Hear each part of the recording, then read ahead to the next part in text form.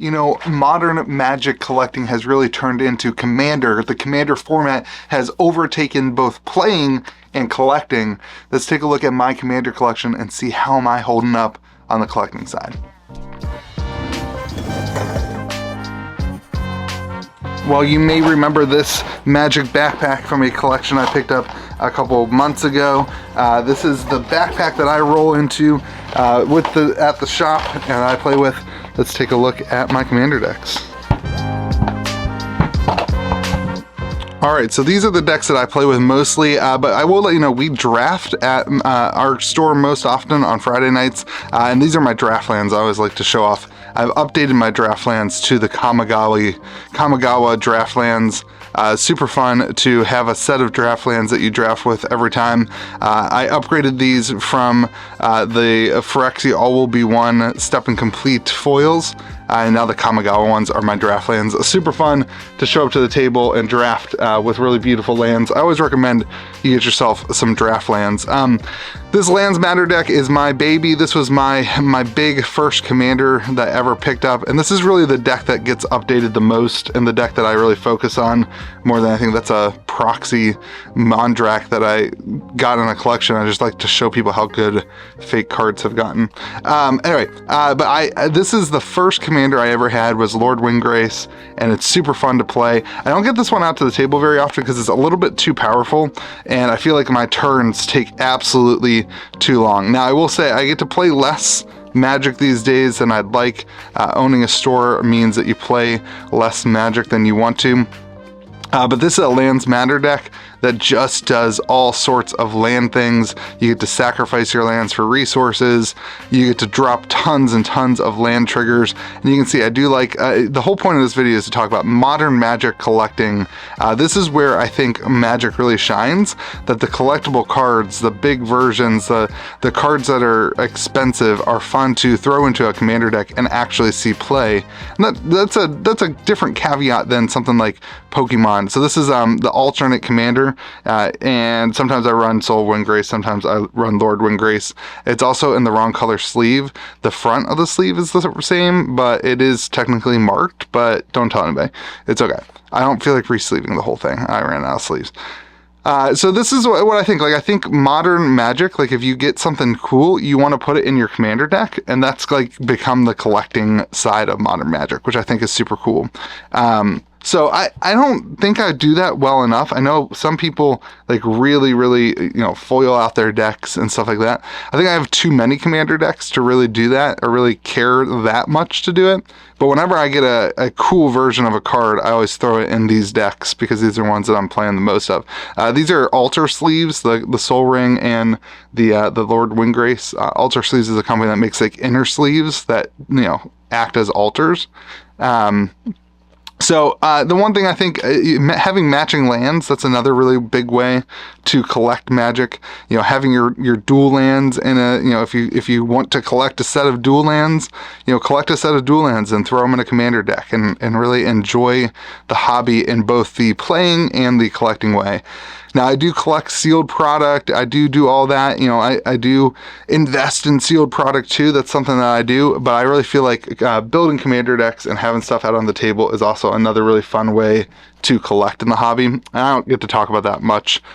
So Monkey deck, this is the deck the stream made. I'm not going to take too much longer on this one, but the stream made this one, and it was a budget stream equal to the number of likes the video got. So I think it was like $120 deck, and then the stream built the deck for me. So that was super fun. The Kibo, this is a very fun deck. And then I also had, like, again, talk about collecting and fun things, fun ways to flex in Magic the Gathering. I had these banana tokens made. I did them on Photoshop myself, and then I had them printed on real tokens. So whenever I give, Kibo gives everybody banana tokens, they get to get a Donkey Kong banana token, which I think always is a fun part of the table, and it's fun to see that. And then you can see again lands. I went with the Dominaria remastered foils, which again, like your land base, your things like that are really easy things to express your collecting nature on stuff. I think that's what you're starting to see in Magic. All right, so let's go to newest decks. My newest deck is actually the Fallout deck. Now, this was a deck that I built.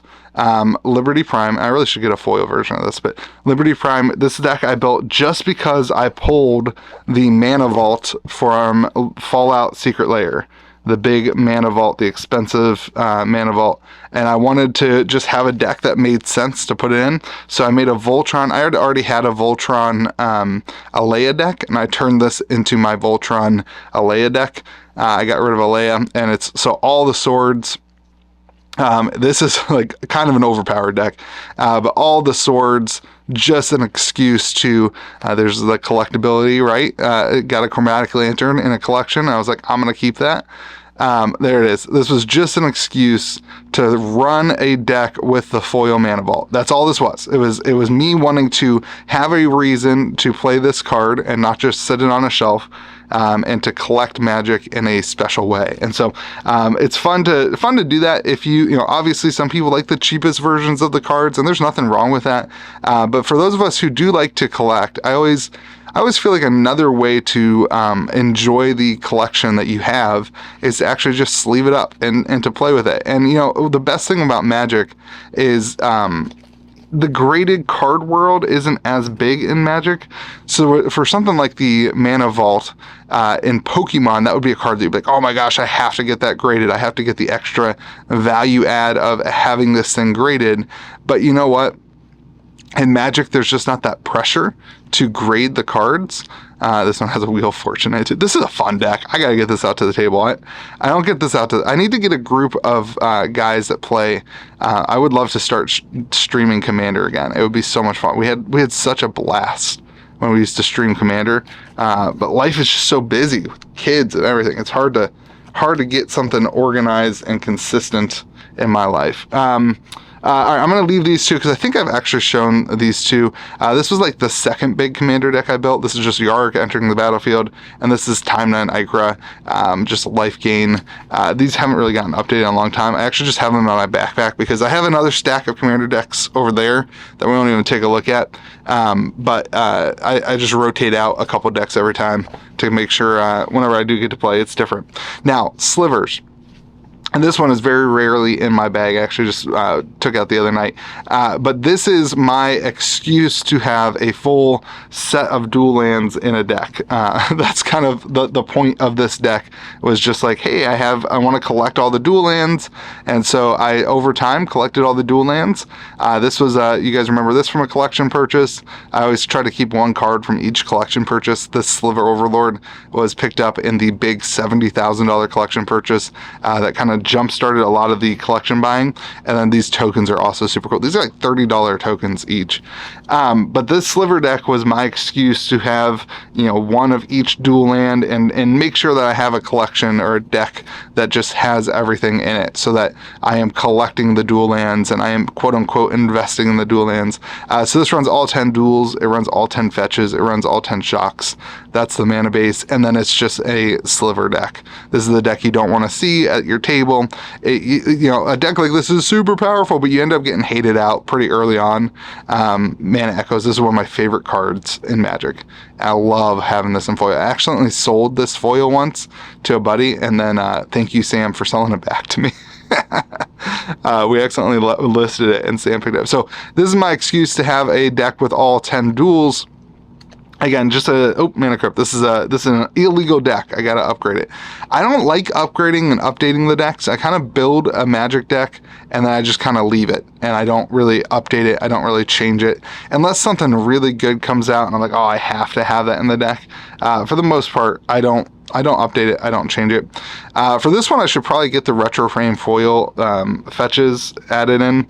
This is from Flip It or Rip It. We do participate in some Flip It or Rip It occasionally at the shop.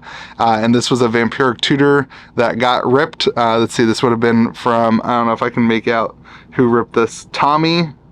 I think it's Tommy and maybe Malachi and I don't know. I don't remember who this was. Maybe Logan. We flipped and ripped Dominaria Remastered collector packs, which was just such a blast. And this is the Vampiric Tutor that got ripped that I then won. And so I put it in the deck because we don't waste cards.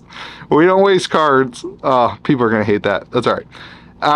So guys, Cradle, again, just a way to collect cards. Oh, I do have one of those. This is my favorite version of Demonic Tutor. Absolutely love it. Just a great excuse to collect cards and to work on a little mini collection or a big collection. You know, for this one, it was, I wanted to make sure I had a set of all 10 dual lands. And so this is my mini collection of all 10 dual lands. Sure, I have other dual lands. As a business, I have dual lands, but for me, my personal collection, this is, my set of duels, and that's what it is. So I wanted to do a little bit of a video just to share with you that that's what I view Magic collectability as in 2025. And I wanted to put my money where the mouth is a little bit, and not just say that, but also show you how it roots itself in my life. So let me know what you think. Is this the new way? Oh, I didn't even do this. We gotta do my last deck. Is this the new way to collect Magic? And then we'll show off my zombie deck. This is my zombie deck. This is my newest deck that I've been really enjoying playing. I call it Dead Snow because Dead Snow is a classic zombie horror movie. Nazi snow zombies. It's crazy. And Ghoulcaller Gisa is the commander. I think I might have a proxy or an alt art made of Ghoulcaller Gisa. Because the art on Ghoulcaller Gisa is so terrible, and there's no fancy, flashy versions. And I feel like this deck deserves it. I feel like I love this deck. So this deck runs, this was my excuse to run the Kitchen Table TCG zombie tokens that I had made for my shirts. That if you buy a shirt on my website, KitchenTableTCG.com, you also get you get a token equal to the shirt. So this was my excuse to make use of that art and put it on a token and really enjoy it.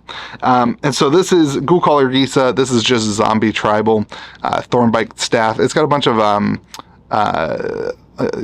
combos that can combo off with Thornbite Staff and with a couple other things. I have to write the text on my cards because I don't remember. So this one got errated to be all other zombies, and it also got errated to be a zombie. So I have to see. I should get that in a. I should get that altered too. That includes that and have a really cool altar for that. And I need to get connected to an altarist. That'd be really cool. So this is Snow Zombies, so it runs a bunch of snow stuff, even though it's not super, beneficial to run a bunch of snow stuff in a zombie deck. I just wanted to make a Dead Snow deck and be able to call it Dead Snow. Nothing great. I mean, this is a big deck. This is a lot of fun. There's no huge collecting. I try to go the old border on these ones, the oldest cards as possible. So there's a beta Zombie Master. So whenever I get like a retro frame, there's a Phyrexian Altar foil from Invasion. Whenever I get a really cool card, I should probably switch this out to a Dark Ritual that's old that I probably have. Again, I just always forget, like Necropotence, I could probably switch out for the Ice Age. I always forget when I get things in to go back to my commander decks because I get so wrapped up in the business side of things and the buying and the selling. It's easy to forget the things that matter. Not that this is the things that matter. It's the people that matter. But it's easy to forget the fun side of the collecting too. I did switch out the Mana Crypt for a Mana Vault on this one. So this is, oh dude, I love that Zombie Apocalypse. Anytime we get an old zombie card, I take a look at this deck and I try to figure out, can I switch something from this deck and put in a really cool old zombie card. Probably have an Ashnod's Altar that I could switch it out with too. This is an altered Bajuku Bog that was in a collection I picked up. Actually the same collection as the backpack, so kind of fun for that. And you can see just more old border cards and trying to go for that zombie feel. And that's it, everybody. Let me know what you think in the comment section. If you like videos like this, let me know. Some people are asking for some more of like my own collection video type stuff. So I wanted to share that with you guys. One of the fun ways I think that Magic is different than other games is that you collect what you play, and it's really fun to build a commander deck and to throw that out there. Hopefully you guys have yourself a great day. Be kind to the people around you. We'll see you again next video.